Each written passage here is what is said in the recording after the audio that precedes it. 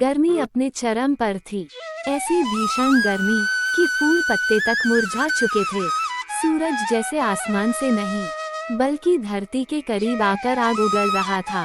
घर से बाहर निकलना अब किसी सजा से कम नहीं था। पूरा गांव सन्नाटे में डूबा हुआ था। लोग अपने अपने घरों में कैद थे। उसी गांव के एक छोटे से टूटे फूटे घर में रघु, उसकी पत्नी लक्ष्मी और उनकी छोटी बेटी सिया रहते थे। गरीबी उनकी जिंदगी की सबसे बड़ी सच्चाई थी। हर दिन एक नई लड़ाई, एक नई परेशानी लेकर आता था और आज इस झुलसाती गर्मी ने उनकी मुश्किलों को और भी बढ़ा दिया था। तभी लक्ष्मी की धीमी, थकी हुई आवाज सुनाई देती है। आज हमारा राशन भी खत्म हो गया है और इस महीने बेटी की फीस भी नहीं दे पाए हैं। हमें कहीं पर काम भी नहीं मिल रहा है, अब हम क्या करें? बात तो सही है। मैं सच कह रहा हूँ, अब कहीं भी काम नहीं मिल रहा। खेतों में भी काम खत्म हो गया है। घर की हालत दिन ब दिन खराब होती जा रही है। समझ नहीं आ रहा क्या करूँ, कहाँ जाऊँ। हर दरवाजे पर गया लेकिन कहीं सहारा नहीं मिला। दिल घबरा रहा है, दिमाग भी काम नहीं कर रहा। बस एक ही सोच है, कैसे अपने परिवार को संभालूं, कैसे इस मुश्किल से बाहर निकलूं। अरे सुनो, आज मैंने खबर में सुना कि लोगों को गैस भी नहीं मिल रही है। सब परेशान हो रहे हैं। क्या सच में? अब खाना कैसे बनेगा? हमारे पास तो पहले से ही पैसे कम हैं। मैं सोच रहा हूँ क्यों ना हम जंगल से लकड़ी काट कर लाएं और बाजार में बेच दें, कुछ पैसे भी मिल जाएंगे। दोपहर में इतनी गर्मी में कैसे जाओगे? बाहर तो आग बरस रही है। मजबूरी है, अगर अभी कुछ नहीं किया तो घर कैसे चलेगा। तेज धूप में एक छोटी बच्ची स्कूल से घर लौटी। चेहरे पर थकान थी लेकिन आंखों में अब भी उम्मीद बाकी थी।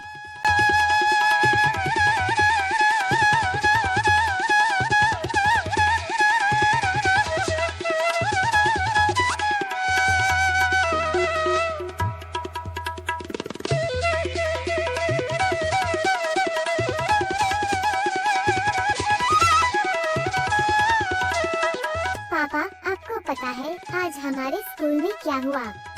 क्या हुआ बेटा, बताओ तो सही।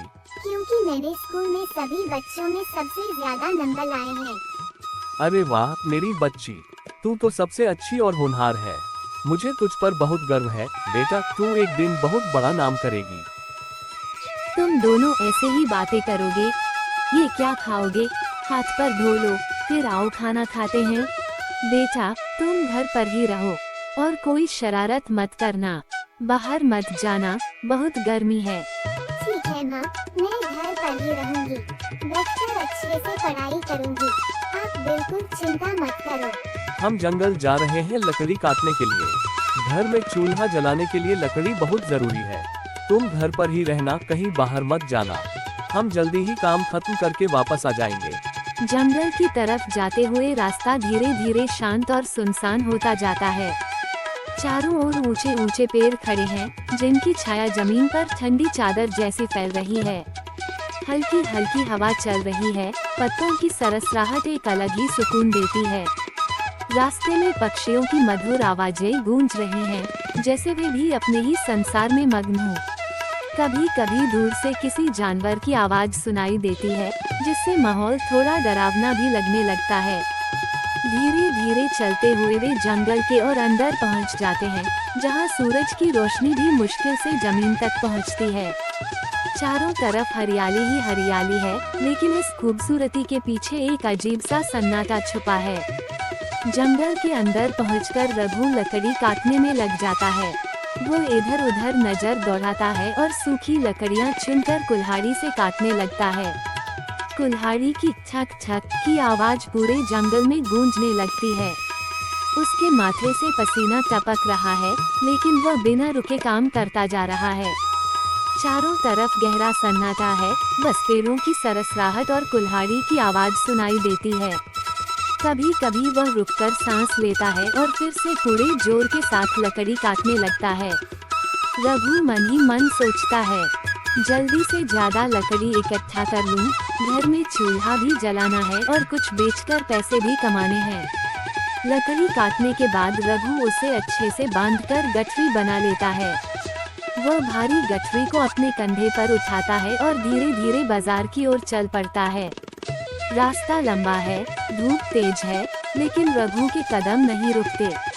उसके मन में बस एक ही उम्मीद है, आज लकड़ी बेचकर कुछ पैसे मिल जाएं। बाजार पहुंचकर वह एक किनारे बैठ जाता है और अपनी लकड़ियां बेचने लगता है। लोग आते हैं, मोल भाव करते हैं, कोई कम दाम लगाता है तो कोई बिना देखे ही आगे बढ़ जाता है। काफी देर इंतजार के बाद आखिरकार एक ग्राहक आता है। वो लकड़ियों को ध्यान से देखता है और ठीक ठाक दाम देकर खरीद लेता है। रघु के चेहरे पर हल्की सी मुस्कान आ जाती है।